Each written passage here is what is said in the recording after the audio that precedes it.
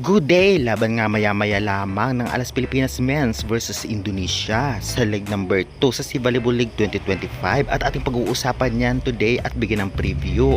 Kaya before that guys, please naman, don't forget to like, comment, and subscribe and pa-hit the notification bell para lagi po kayong updated sa aking mga bonggang video about sa volleyball dito sa Pilipinas.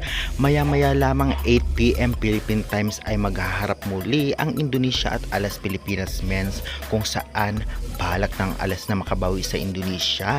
At syempre magaganap ito mismo sa Indonesia sa bansa nila, kaya syempre malakas din ang audience nila na silang magpapatibay sa Indonesian national team ng men's volleyball.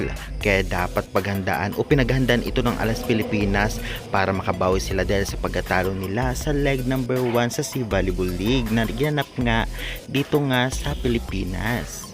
Hindi man nakapaglaro o hindi makapaglalaro man itong si Espejo at Bagunas, ngunit alam naman nating na malakas pa rin ang team na Alas kahit papano, especially sina Orchales, si Budin at ang iba pa, middle blocker man yan at libero ay talagang mga palaban, kaya possible din na may laban din ang Alas Pilipinas sa ngayon at syempre gigil silang makabawi.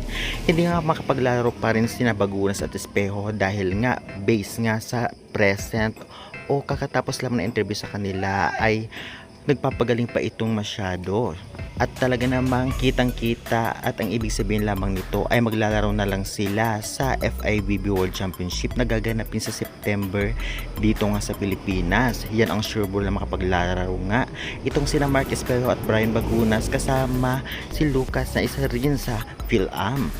Kaya naman suportahan na lang natin at syempre dasal para naman sortehin o di naman kaya manalo sila. Alam naman natin lahat na napakalakas ng Indonesia at sila nga ay ang nakakuha ng silver sa first league. Syempre nanguna dito ang Thailand, kaya naman ngayon opensa, depensa at blockings ay talagang grabe ang galing ng Indonesia na dapat tapatan ng Alas para manalo sila.